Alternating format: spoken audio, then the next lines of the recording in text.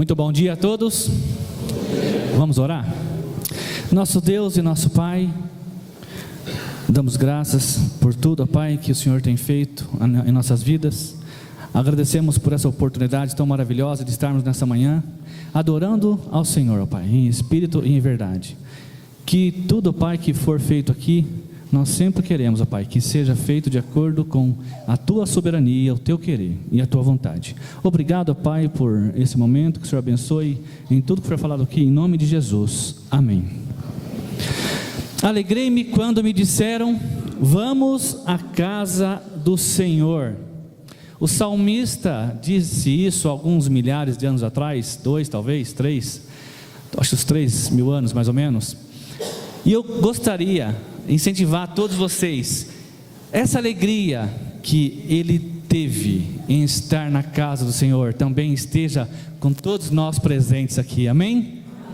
Que Deus abençoe, que nós possamos ter sempre essa alegria de estar na presença do nosso Pai.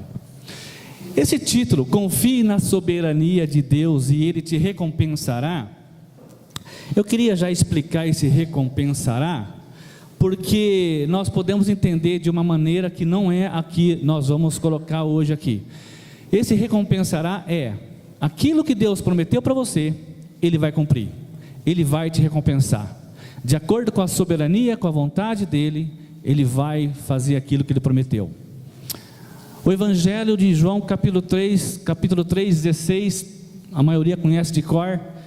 Porque Deus amou o mundo de tal maneira que deu o seu único Filho para todo aquele que nele crê, não pereça, mas tenha a vida eterna.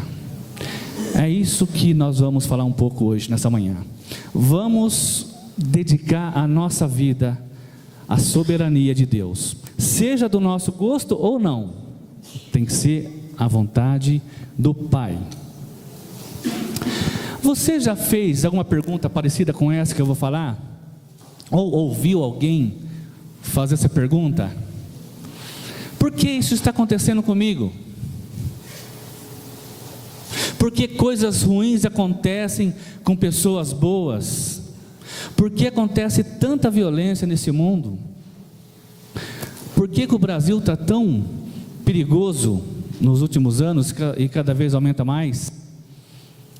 Tem um caso recente aí de uma menina de 12 anos que estão acompanhando aí nos telejornais, né? Uma tragédia de uma família. Então, tantas coisas ruins que acontecem.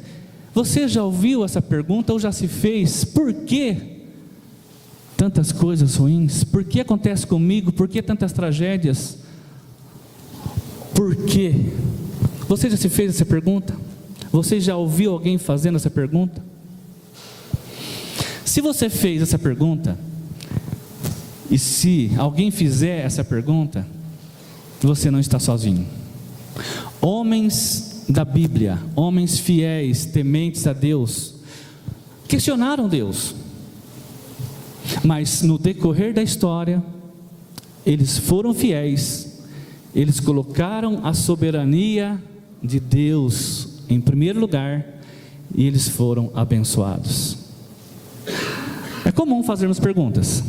Vamos ver algumas pessoas que fizeram perguntas, mas antes disso eu gostaria que vocês abrissem em Efésios capítulo 1. Começar com essa passagem. A maioria das passagens eu vou ler, eu vou citar, você pode anotar e pesquisar depois. Não vamos conseguir falar todas as passagens, tá bom? Então, a primeira em Efésios capítulo 1, versículo 11. Começar com essa passagem. Depois de Gálatas, Efésios capítulo 1, versículo 11.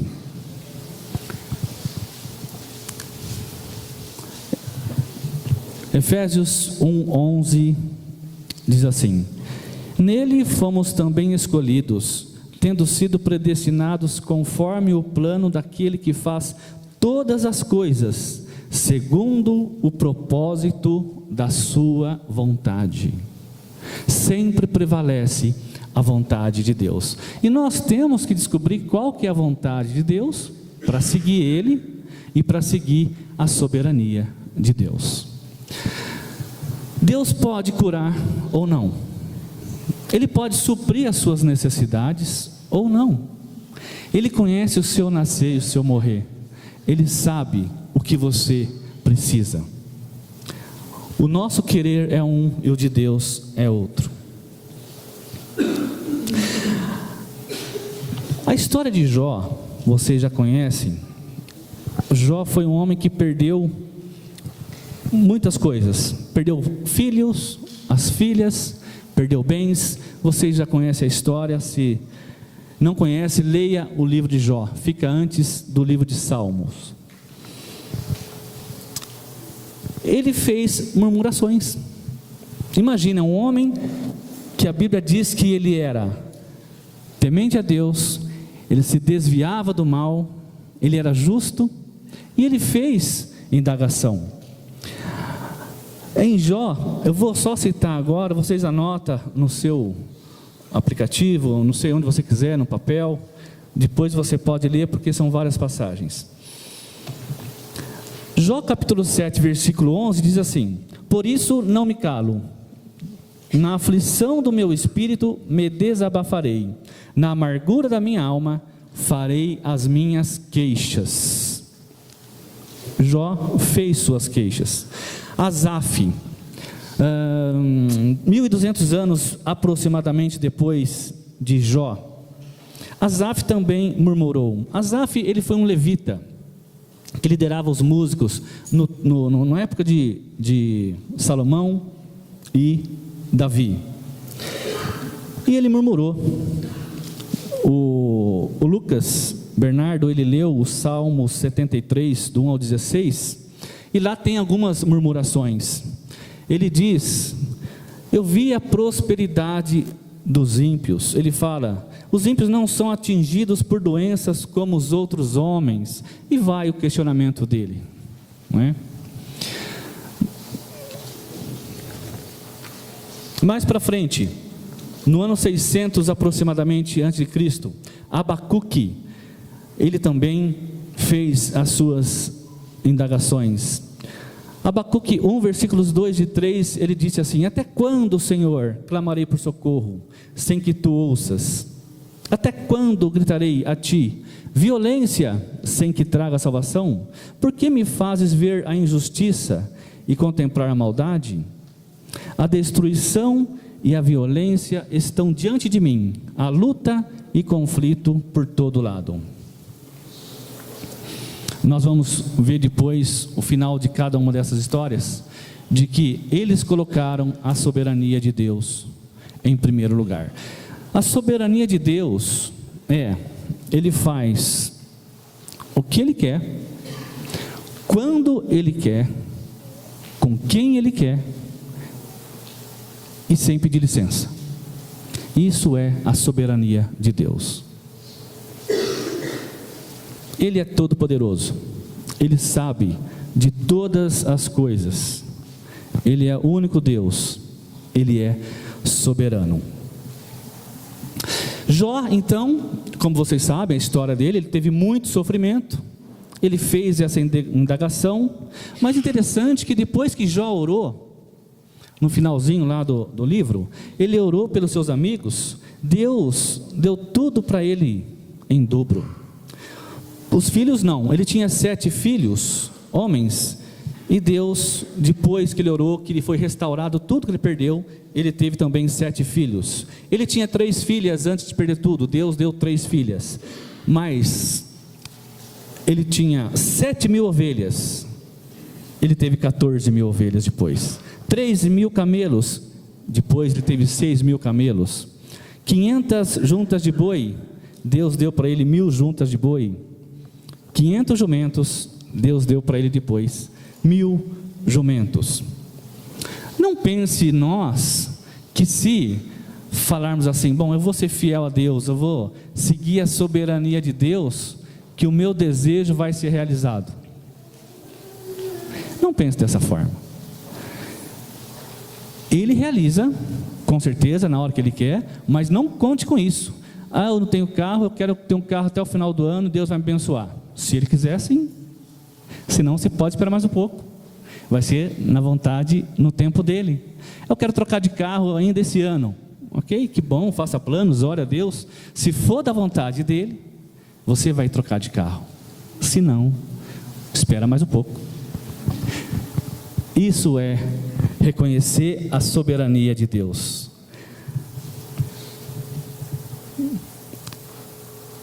Jó, então, depois que ele orou, ele foi recompensado. Deus deu tudo para ele em dobro. Agora, o Asaf, esse levita, esse homem aí de Deus também,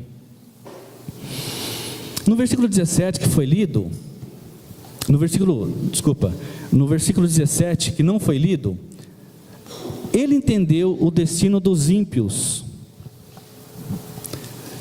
Abram lá em Salmo, esse nós vamos ter que ler, Salmo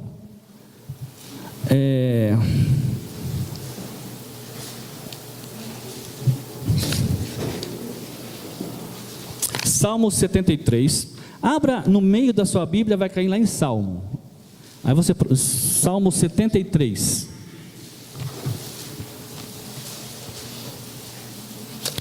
esse nós vamos ter que ler.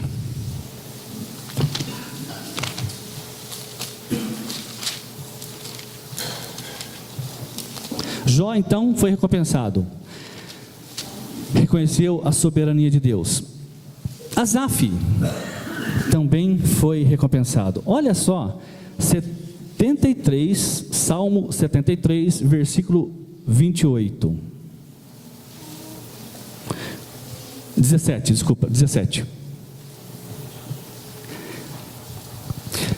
Diz assim, vou ler o 16?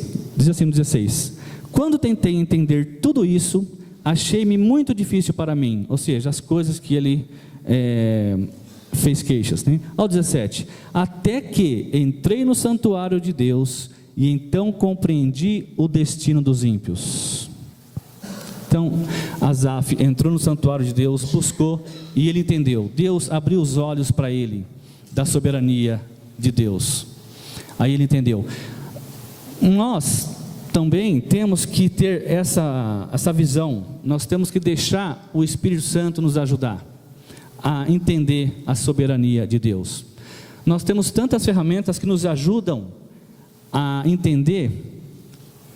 Nós temos que buscar essas ferramentas. O estudo bíblico, a leitura diária, entre tantas coisas que são faladas aqui, temos que buscar tudo isso para nós entender a soberania de Deus.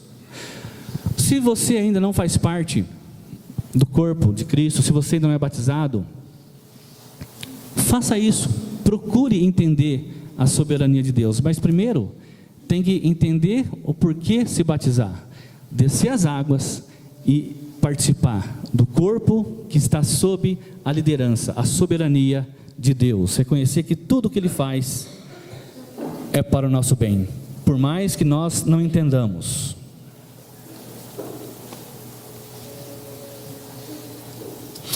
Abacuque reclamou das injustiças também, mas Abacuque mostrou fidelidade.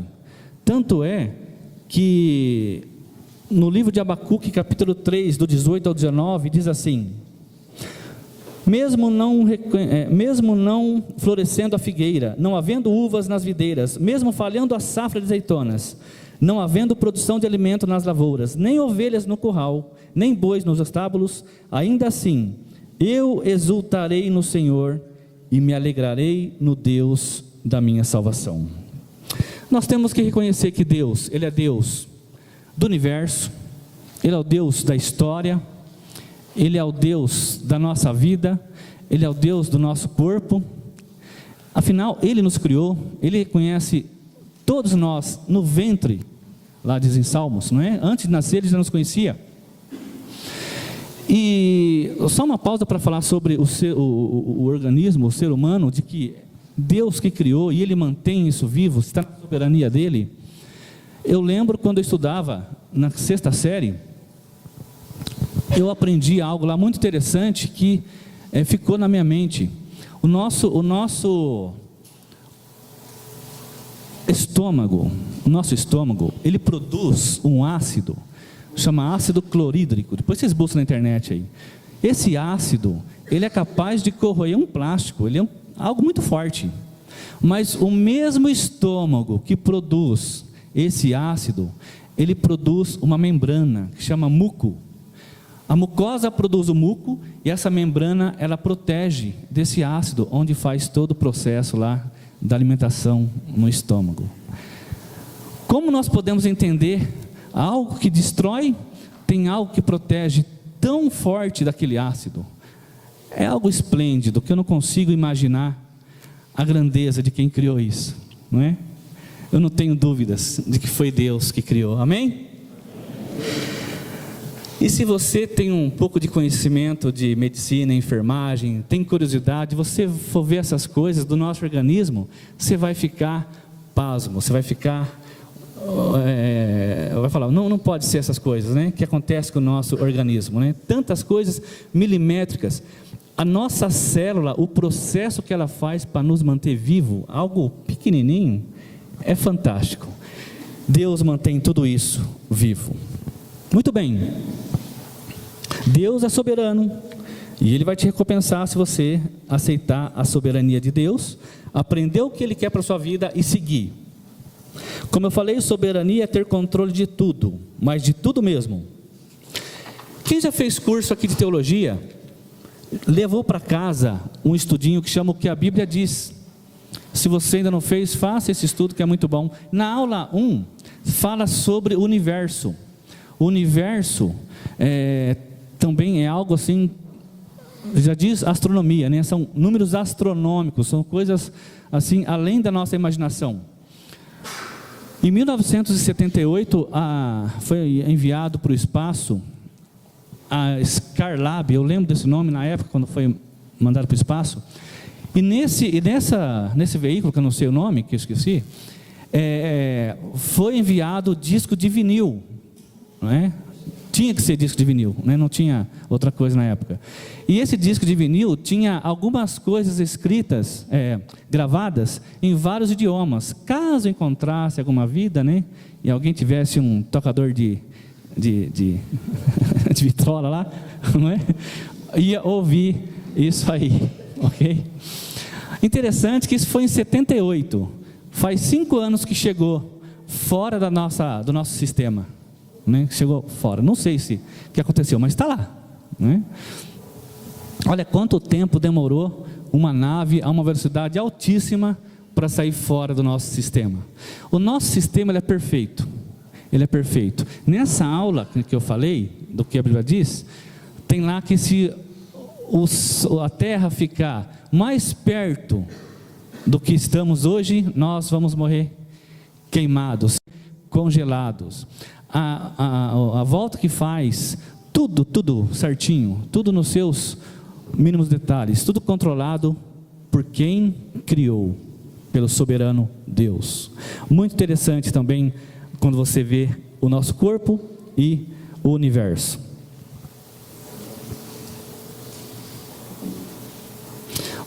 Você crê que Deus está no controle da sua vida?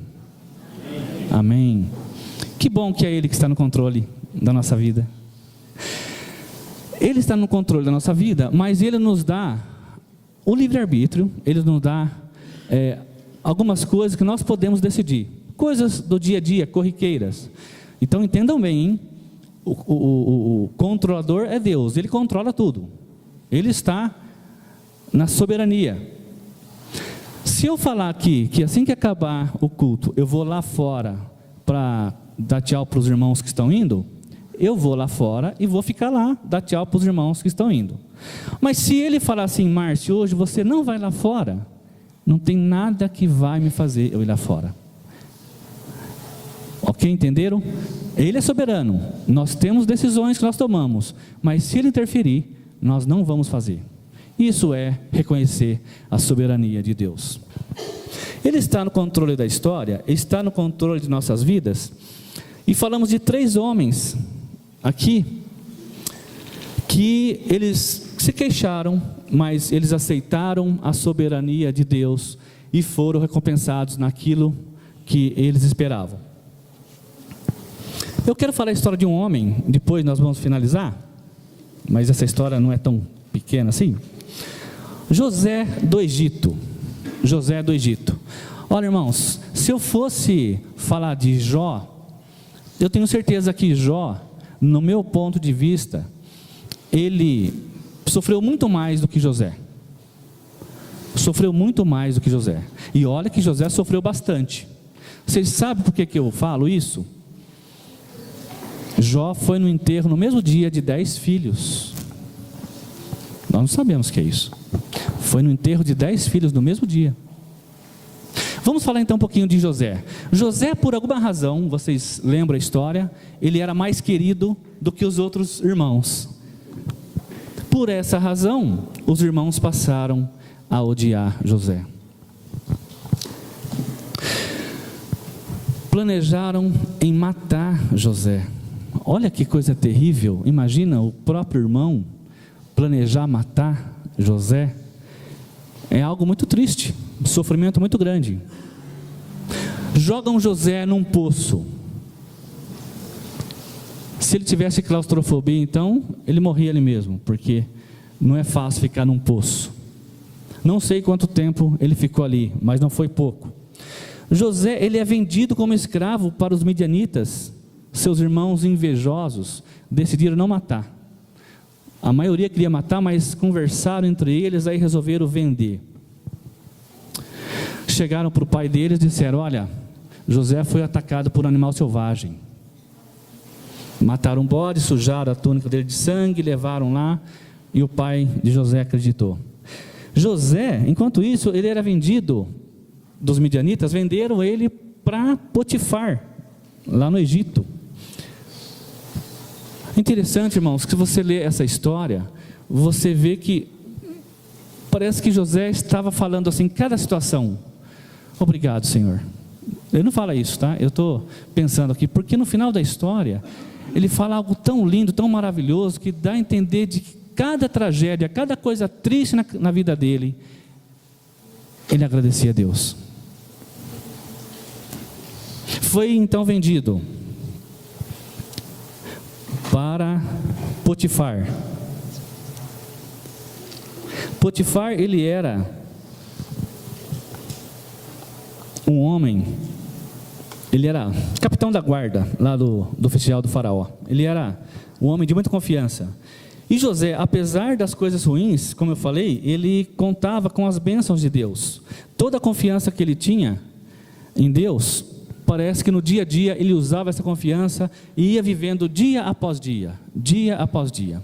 Eu não sei hoje, você que está nos visitando, você irmão que está aqui, eu não sei qual o seu problema que você está passando. Eu não sei em qual campo da sua vida você está passando. Mas assim como esses 3 homens que nós vimos, e assim como José, que vamos terminar a história daqui a pouco, eles colocaram a soberania de Deus em tudo. Você quer ser recompensado com o que Deus prometeu para você? Aceite a soberania de Deus na sua vida. Eu estava ali ouvindo os cânticos e veio na minha mente. Eu estou estudando com algumas pessoas. O assunto foi: mas ali não tem instrumento, é muito estranho, né? Quando eu ouço essas coisas, me dá uma tristeza de ouvir, porque é o jeito que Deus quer, não é o jeito que nós queremos, não é? É tão bom adorar a Deus com a nossa voz, é tão bom ouvir a congregação, entender tudo o que está sendo falado, como é bom dizer um amém depois de cada cântico, entendendo o que você está falando. Muito bem, lá na casa de Potifar, a Bíblia fala que José era bonito, era um homem atraente, e a mulher de Potifar, que também não devia ser muito feia, se engraçou para o lado de José. Num dia lá, ele estava trabalhando, não tinha ninguém no salão onde ele estava, aí veio a mulher e tentou seduzir José, a mulher de Potifar. E Potifar tinha entregue tudo nas mãos de José, menos a mulher dele, é claro, né? Mas tudo lá na casa era da responsabilidade de José. E José fala isso, né? Eu citei agora, mas José fala isso, né? eu tenho tudo aqui, menos a senhora, tudo aqui eu posso cuidar. Ele fala isso. A mulher então tenta seduzir, ele foge, a mulher pega a túnica dele, pega a roupa dele, não sei o que é, chama os guardas, enfim, quando chega o Potifar, ela mente, fala, olha, esse escravo que você trouxe aqui, ó, tentou me agarrar aqui, olha aqui, ó, a prova. Olha quanta coisa José passou, a revolta dos irmãos, o ódio dos irmãos, o trama de tentar matar ele, jogaram num poço, foi vendido como escravo, agora acusado inocentemente, ele era inocente, acusado de tentar seduzir, tentar violentar a mulher de Potifar, e aquele homem que tinha confiança em José, furioso que ele fez, nem quis assunto, não teve nem defesa, mandou para a prisão. Imagina, um homem de Deus passar por tudo isso, e a gente não vê aqui ele falando aquilo que eu falei, mas dá a entender que ele está aceitando tudo o que acontece na vida dele. Durante o tempo que ele ficou na prisão, vocês sabem, ele interpreta sonhos de 2 funcionários lá, 2 empregados do presídio. Enfim, algum tempo depois, ele é recomendado a interpretar o sonho do faraó. Enfim, aí vem todo aquele processo lá das fomes, enfim, vocês conhecem essa história. Mas o que eu queria citar aqui era esses problemas aí que José teve. Vocês sabem por que nós devemos entregar a nossa vida para Deus totalmente, deixar Ele ser o soberano da nossa vida? Abram lá em Gênesis, primeiro livro da Bíblia, Gênesis 45. Olha por quê. Gênesis 45.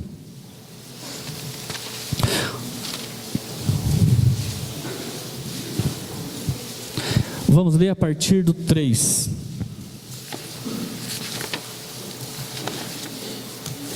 Eu vou ler, vocês acompanham a leitura, aí depois eu vou fazer algumas perguntinhas e vocês vão me ajudar a responder essas perguntas, tá? Gênesis 45, a partir do versículo 3.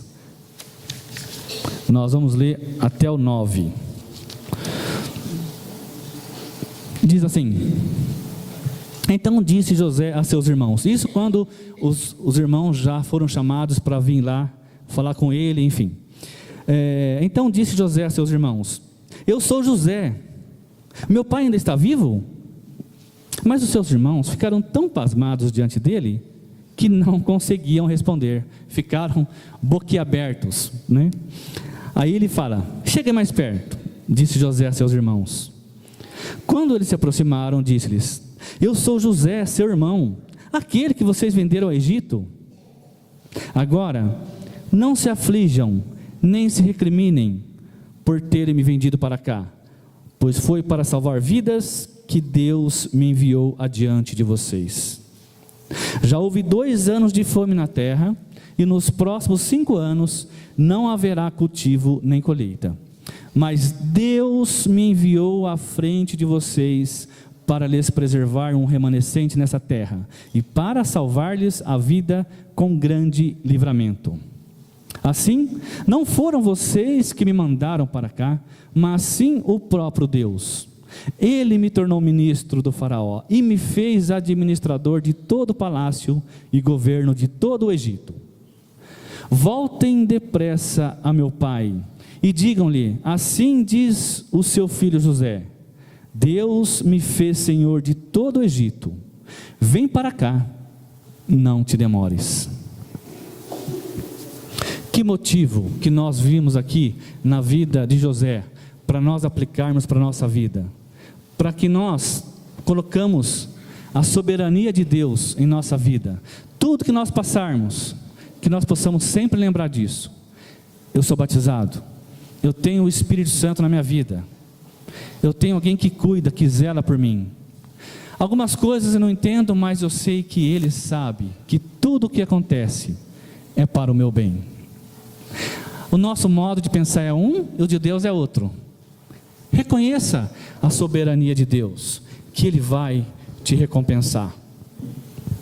De acordo com o versículo 7 que nós lemos, Quem foi que enviou José adiante dos seus irmãos?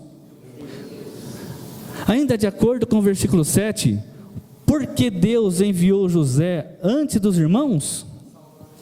Para salvar um remanescente nessa terra e para salvar-lhes as vidas com grande livramento.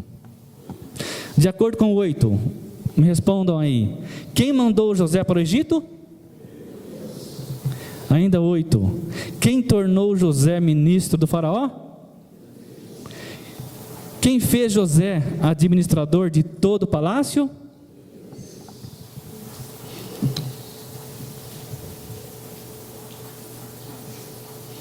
Quem fez José senhor de todo o Egito? Que nós possamos fazer como esse homem de Deus, José, ser fiel em tudo, que Ele vai nos recompensar. Jesus, nosso Senhor e nosso Salvador, Ele disse para que afastasse aquele cálice. O que prevaleceu ali? A soberania de Deus. Jesus, sem pecado, tornou-se pecador por nós naquela cruz, morreu por nós. Eu vou finalizar com uma leitura, vamos lá para Judas. O contexto aqui é sobre os falsos mestres, mas nós podemos aplicar para nós com toda certeza. Se você não lembra onde está Judas, vá até o final da Bíblia e volta a um livro. É um livro antes de Apocalipse.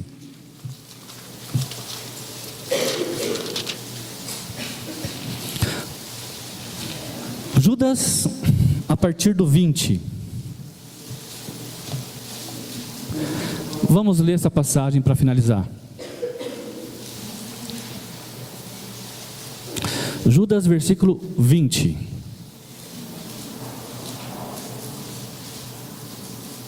Diz assim: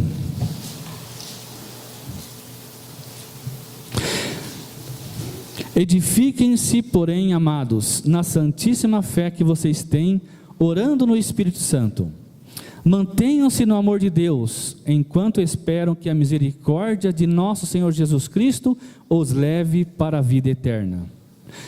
Tenham compaixão daqueles que duvidam, a outros salvem, arrebatando-os do fogo, a outros ainda mostrem misericórdia com temor, odiando até a roupa contaminada pela carne. Versículo 24, até aquele que é poderoso para impedi-los de cair, e para apresentá-los diante da sua glória, sem mácula e com grande alegria. Ao único Deus, nosso Salvador, sejam glória, majestade, poder e autoridade, mediante Jesus Cristo, nosso Senhor, antes de todos os tempos, agora e para todo sempre. Amém. Vamos ficar em pé para orar?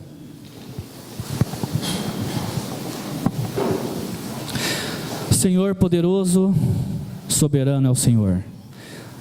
Que nós possamos, cada dia de nossa vida, acordar pela manhã e dizer que a sua soberania reina em mais este dia. Que tudo, ó Pai, que nós fizermos seja para louvar, engrandecer o nome do nosso Deus. Que todas as nossas atitudes sejam para agradar ao Senhor, ó Pai. Que o Senhor nos abençoe a ser forte nos momentos difíceis. Sabemos que o Senhor não nos dá nada mais daquilo que nós não possamos carregar. Que nós possamos passar por nossas dificuldades, buscando e orando, pedindo a Pai ajuda para quem já passou por essa situação que você está passando, por um irmão mais experiente, que busque, ó Pai, estar sempre se reunindo como igreja, participando de todos os estudos, se fortalecendo no Senhor, buscando sempre a supremacia, a soberania de Deus. Agradecemos a Jesus Cristo, que não temos palavras para agradecer, o amor, a obediência que Ele teve ao Senhor, e a iniciativa, Pai, de ir para aquela cruz e morrer por toda a humanidade.